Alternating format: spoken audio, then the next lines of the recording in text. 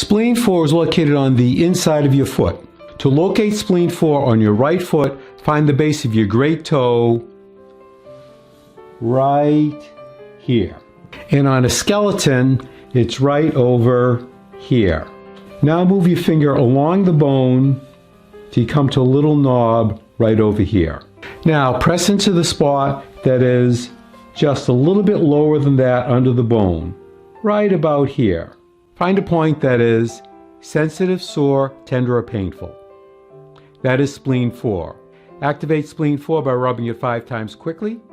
Take a break for count of 5 and repeat 4 more times. It might look like this.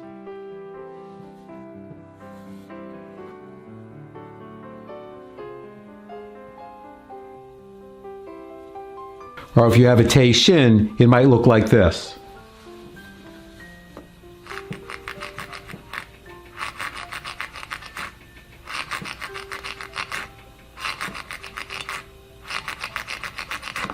Now find and activate spleen 4 on your left side.